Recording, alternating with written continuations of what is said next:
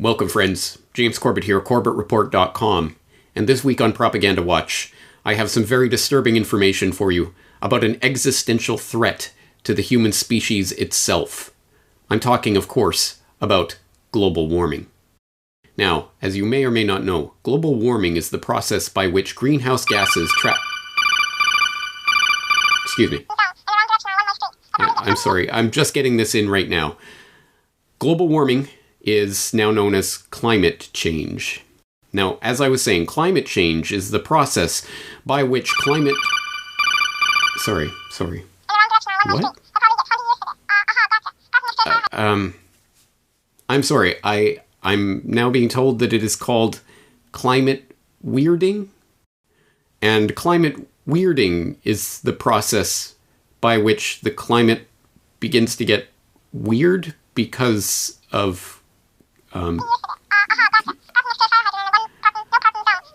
As I was saying, global climate disruption is the process by which the global climate is disrupted by human activity, namely driving large cars and... What? Sorry, what? I don't know what they're calling it this week, but it's gonna kill you all unless you give Al Gore your tax money. That's it. Yes, so a little parody, isn't it fun? But I hear so many in the crowds protesting. But James, global climate disruption, or whatever it's being called this week, is a serious thing that's only being taken very seriously by people in white lab coats with pocket protectors who would never lie about anything and only care about you and getting you to pay your carbon indulgences to the tax gods, the global warming gods. Al Gore and his ilk, right? I mean, it's not like this is something that's being decided by committee by a bunch of advertising executives. Oh, wait, it is! Ding, ding, ding, ding! Yes, in case you missed this little revelation a couple of months ago, well, here it is for you. Literally, in the pages of Ad Age, yes, literally an advertising industry insider rag, you have an article like this one. Renaming climate change. Can a new name finally make us take action?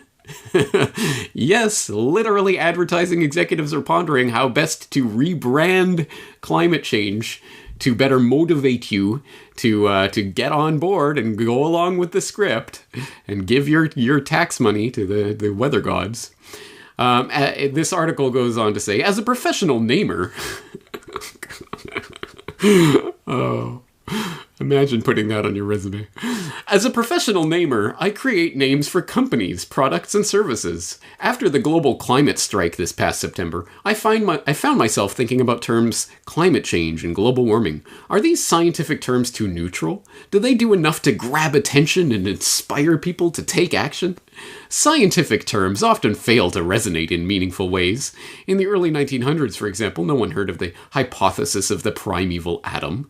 That changed in the 1940s when the term Big Bang was coined, which was a simpler, more relatable concept for the masses. This complex scientific concept is extremely well known today because a better, more tangible term was applied to it. Can we use lessons from the naming of the Big Bang to rebrand climate change? A short history lesson. Scientists once used the term inadvertent climate modification to refer to subtle changes in global climate patterns caused by humans. During the 1970s, the scientific community created two new terms: global warming, the increase in Earth's average surface temperature, and climate change, a long-term change in the Earth's climate. Originally, politicians latched onto global warming because it sounded more worrisome. The Earth is heating too fast. But it was too easy to poke holes in because the Earth was also getting colder. Getting colder? Global warming. Getting hotter? Global warming. More snow? Global warming. Less snow? Global warming. During polar vortex storms, skeptics often tweet that it sure would be nice for some of that global warming right about now.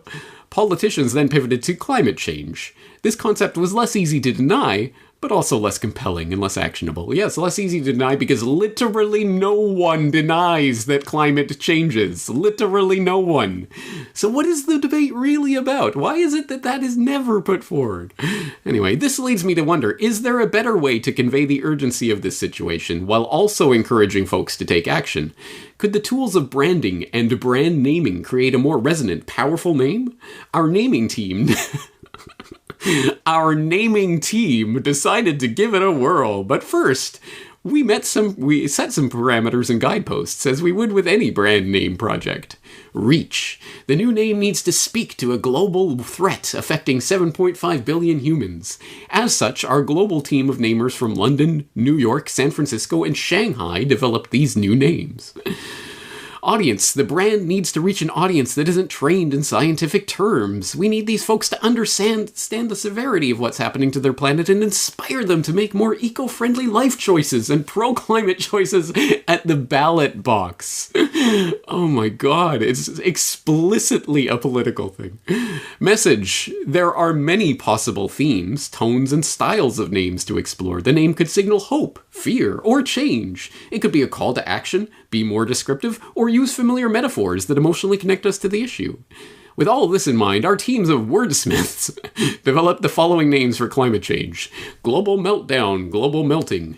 These options are subtle brand shifts from global warming, yet they deliver a more negative image. The names signal that ice caps are melting, but also create a more visceral image in the mind, that real feeling of melting when it's too hot outside, blah blah blah. Climate collapse, climate chaos. Good brand names instill a clear message or even a direct call to action. Perhaps that's why climate change isn't powerful enough. Change sounds so neutral. However, there's nothing neutral about collapse or chaos. A boiling point, melting point. Arresting brand names often capitalize on vivid visual associations. They refer to a tipping point that we're catapulting toward and must find a way to avert. Because a boiling point is the point at which liquid vaporizes. It brings forth an imagery of rivers, lakes, and oceans boiling and disappearing. Even though that's absolutely what no one says is going to happen. Oh my god. Scorched earth. It's time to take the gloves off and stop pretending. Sometimes a brand name needs to be hyperbolic to truly capture hearts and minds. If we don't take massive action now, Earth will be uninhabitable, an irreversible barren wasteland. Plants and animals will die. Humans won't be able to survive extreme weather like floods, droughts, and fires. We're all gonna die. It goes on. Emission critical, planet critical, pre-extinction, the great collapse, earth shattering. Do you get the point? Do you get the point that perhaps this is not a rigorously thought through scientific debate that is being dispassionately played out right in front of our eyes?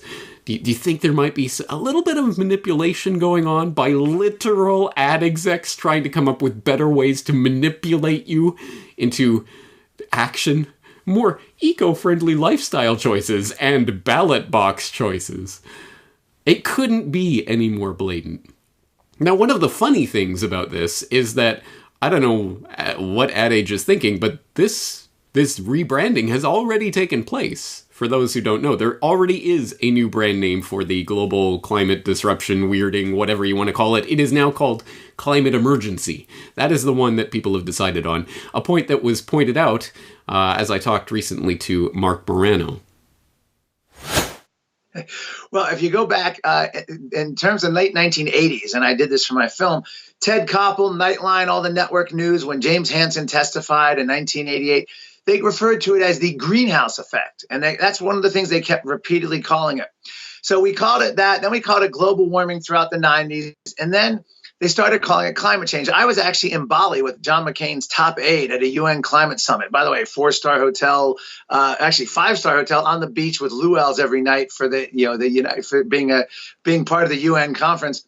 And they were arguing then, this would have been 2007, that they were going to use extreme weather now because the temperature, remember, we had the global warming pause. Temperature it was basically still late 90s, hasn't been much of a change in temperature at all. So what happened was they said, we want to include weather, so let's call it climate change. And then that didn't even work because they wanted to use every bad weather event as an example. So then you had the New York Times, Tom Friedman, come up with global weirding. Then you had Obama's science czar, John Holdren, come up with global climate disruption. And then they sort of just bounced around. Now, this Ad Age article is weird because it came up with all these different names, but now they've truly settled on climate emergency. The UK Guardian, Telemundo, the EU, academia, other major outlets have all declared that they're going to use the phrase climate emergency when they're talking about global warming or climate change. That has won. Barbara Streisand is the earliest reference I could find to climate emergency in 2004 or 5. she came out and mentioned that. And so I give Barbara Streisand as the credit for the invention of this phrase. It is now all over the place in terms of politics, media, campuses, and governments. The climate emergency is here. State and local governments are declaring it. That's what's won. I don't know why Ad Age is sort of behind the times on that. But I think climate emergency will backfire because it is a phrase that it sounds absurd. It sounds lobbying, especially for anyone in the media to use it. It just sounds like you're being shrill, and that could actually benefit, the skeptical position because people aren't going to necessarily buy that at all. It just sounds, it sounds overwrought. Yes, don't worry your pretty little heads about it, you professional namers over at Ad Age. There already is a new name for global warming. It is climate emergency. And if we need any further evidence of this, it was evinced by Oxford's Word of the Year for 2019. Yes, there is such a thing, a Word of the Year, and the Word of the Year was 2 words? Can they do that? Apparently so. For those who missed it, Oxford Word of the Year, climate emergency. Seriously? Oxford names climate emergency its 2019 Word of the Year. Amid historic flooding in Venice, Italy, and catastrophic bushfires decimating Australia's koala population, Oxford has named its 2019 Word of the Year climate emergency. Oxford said its selected words or phrases reflect the ethos, mood, or preoccupations of the passing year.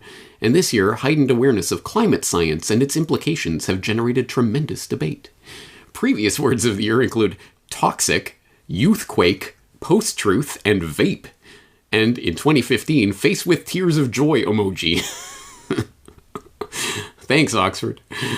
Climate emergency is 2 words in a fake phrase, but at least they are 2 real words. Youthquake? Really? Furthermore, how could an actual climate emergency reflect the ethos, mood, or preoccupations of the passing year? Existential threats aren't limited to time engagements.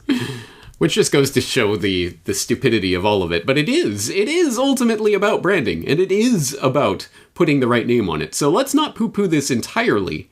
There is something to the fact that they are trying so desperately to come up with the right brand name to catch the public's attention so that they can better sell this propaganda to the public, because that is what it is about. Make no mistake, it is not about a true scientific debate. As I have pointed out numerous times, I've done numerous videos on the actual science, pseudoscience of global warming.